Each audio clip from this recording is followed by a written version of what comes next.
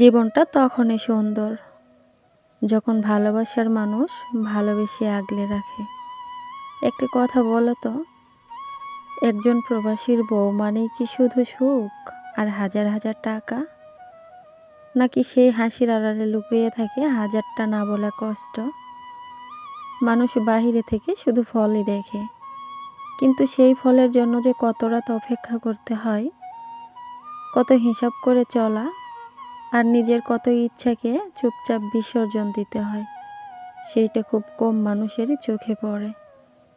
আজকের ভিডিওটা শুধু আমার একার জন্য নয়, হাজারো প্রবাসী পরিবারের মনের কথা। শেষ পর্যন্ত দেখো, হয়তো তোমার মনেও কিছু কথা থেকে যাবে। আসসালামু আলাইকুম, আমি সাদিয়া। প্রতিদিনের মতো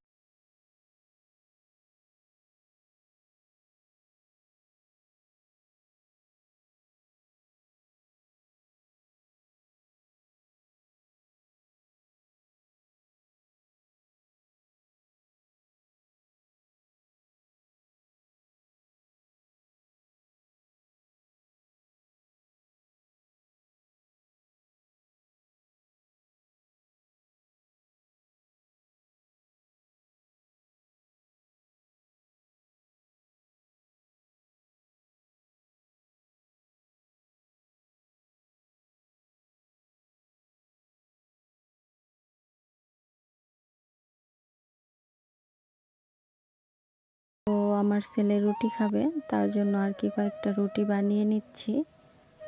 আর এই রুটি করতে করতে এতটা বৃষ্টি চলে আসলো, তো তার জন্য আর কি ঘরের ভিতরে বসে আমি রুটিগুলো বানিয়ে নিচ্ছি। এখন একটু গরম উঠলেই বৃষ্টি চলে আসে আর অনেকটা গরম হয়। গরমের মাঝে বৃষ্টি আসলেও কিন্তু অনেকটা ভালো লাগে। তো আমি এরকম করে আর কি রুটি করে নিচ্ছি। তোমরা কে কে আমার মতো এরকম করে রুটি বানিয়ে নাও, অবশ্যই কমেন্টে জানিয়ে দিও। আসলে প্রত্যেকটা মেয়ের কাজ কিন্তু এক না, কে কীভাবে কাজ করে, যার যেরকম করে সুবিধা হয় সে কিন্তু সেভাবেই কাজ করে। আর ওই রুটি আর কি করতে করতে একটা একটা করে রুটি বানান, এটা আমার অনেকটা দেরি হয়ে যায়। আর আমার বাবার বাড়িতে আমার মারা চাচিরা এরকম করে এই রুটি বানিয়ে নেয়। তো ছোটোবেলা থেকে আসলে যেটা দেখা হয় এটা কিন্তু অভ্যস্ত হয়ে যায়। তো এইভাবে মানে আর কি সবগুলো একসাথে কাটিয়ে নিয়েছি। এখন অনেকটা কম সময়ের মাঝে এরকম আমার প্রিয় মিষ্টি আপুরা, সকালে ঘুম ছাড়লে শুরু হয়ে যায় নতুন দিনের নতুন কাজের যুদ্ধ, তাই না? একটা কাজ শেষ হতে যেন আর একটা ঘাড়ে এসে বসে পড়ে। এভাবেই পার হয় আমাদের দিনের পর দিন। একটা মেয়ে যখন একজন প্রবাসীর বউ হয়, তখন সে শুধু একজন স্বামীকে বিদায় দেয় না, নিজের হাসি, আনন্দ, আরও অনেক স্বপ্ন কিছু সময়ের জন্য দূরে পাঠিয়ে দেয়। কিন্তু মানুষ কিভাবে বলো তো? প্রবাস থেকে টাকা আসে তাই বুঝি তাদের জীবন অনেক সুখের, কিন্তু সেই সুখের পিছনে কতটা ঘাম, কতটা কষ্ট,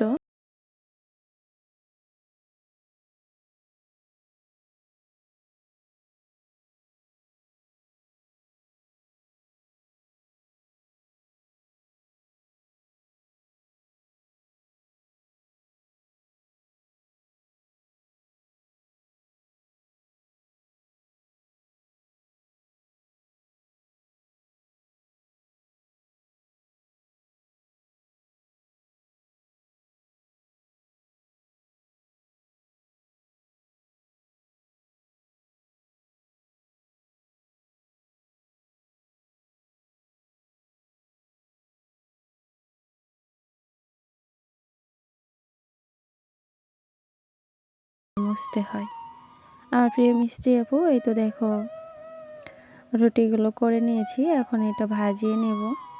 আর ইদানিং আমার শরীরটা না অনেক খারাপ যাচ্ছে, একেবারেই সুস্থ থাকতে পারি না, শুধু অসুস্থ আর অসুস্থ। তো ভিডিওটার ভয়েস আজকে অনেক কষ্ট করে দিলাম।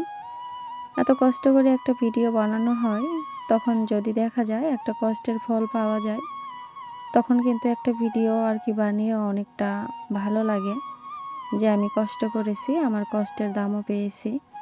আমার প্রিয় মিষ্টি আপুরা, সেই সাথে প্রিয় ভাইয়া, আমরা যারা ইউটিউবে কাজ করি আমরা বুঝি সংসার সামলিয়ে একটা ভিডিও করা, এডিট করা, ভয়েস করা, সব কিছু মিলিয়ে কতটা কষ্ট হয়। প্লিজ আমার লক্ষ্মী সোনা ভাইয়া আপু, ভালোবেসে আমার ভিডিওটা পুরো ফুল ওয়াচ করে দিও। এই তো রুটিগুলো করে নিলাম। এখন এটা আর কি গুছিয়ে রাখবো, তারপরে আমার যে বাকি কাজগুলো আছে এটা করে নিব। আসলে একটা প্রবাসীর বউ হতে গেলে অনেকটা ধৈর্যের প্রয়োজন। একটা প্রবাসীর বউ জানে একটা প্রবাসীর বউয়ের কষ্ট কতটা, তাই না? মানুষের কথার কখনো শেষই হয় না। কেউ বলে প্রবাসী স্বামী, তোমার তো কোনো কষ্টই নেই। কে বলে এত টাকা আসে আর কি লাগে? কিন্তু কেউ কি এই কষ্টটা একবার অনুভব করে? কেমন আছি আমি?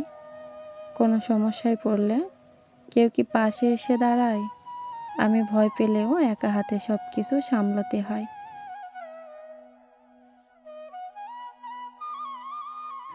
মার্শাল্লাহ, আমার প্রিয় মিষ্টি আপুরা, সেই সাথে প্রিয় ভাইয়া, দেখো নতুন গাছে কতগুলো আর কি নতুন ফল চলে আসছে। তো বৈকালে পুকুর পাড়ে বসেছিলাম, এরকম আর কি বুট বাদাম খাইতে কার না ভালো লাগে বলো তো? তো তোমাদের কাছে একটু শেয়ার করে দিলাম, তোমরা অবশ্যই খেয়ে নিও।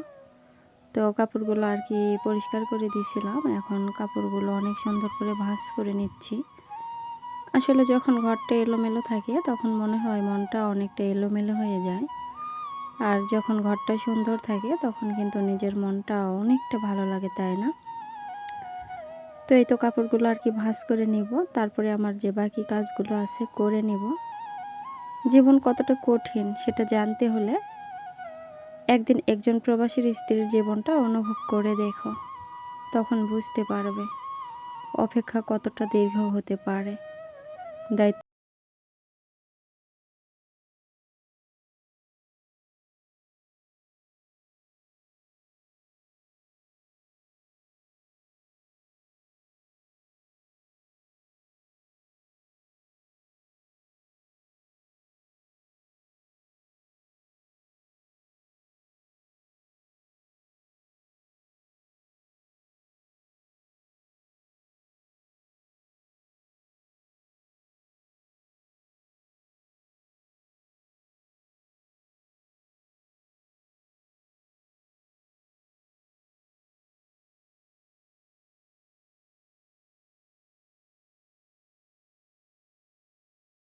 না, কিন্তু তুমি একটা বিপদে পড়ে দেখো তো, তোমার পাশে কে কয়জন আসে দাঁড়ায়।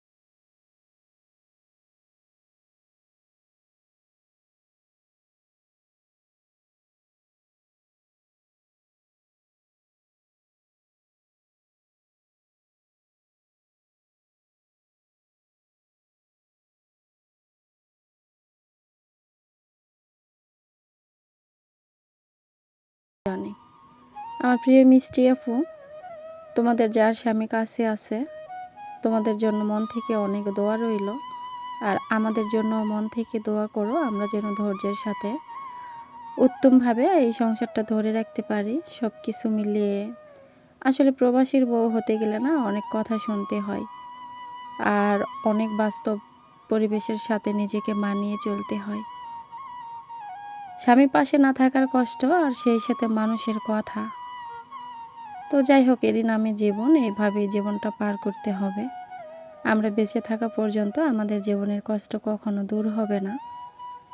আর মানুষ কিন্তু কখনো কোনো দিক থেকেই সুখী না, একটা না হোক একটা কষ্ট মানুষের জীবনে থেকেই যায়। আর কষ্ট আছে বলেই কিন্তু সুখের এতটা দাম আছে, যে কষ্ট করতে পারে তার জীবনে কিন্তু সুখের ধরাওটা হয়। আসলে শরীরটা যখন ভালো থাকে তখন সব কিছুই ভালো লাগে। আজকের ভয়েসটা অনেক কষ্ট করে দিলাম, কথার মাঝে যদি কোনো ভুল হয়ে থাকে অবশ্যই তোমরা মানিয়ে নিও। আর সবার প্রতি সব সময়ের মতো অনেক দোয়া ও ভালোবাসা।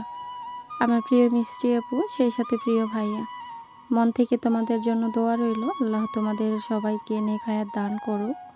তোমরা সবাই ভালো থেকো, সুস্থ থেকো, আর আমার জন্য দোয়া করো। আজকের মতো বিদায় নিলাম। আসসালামু আলাইকুম, আল্লাহ হাফিজ।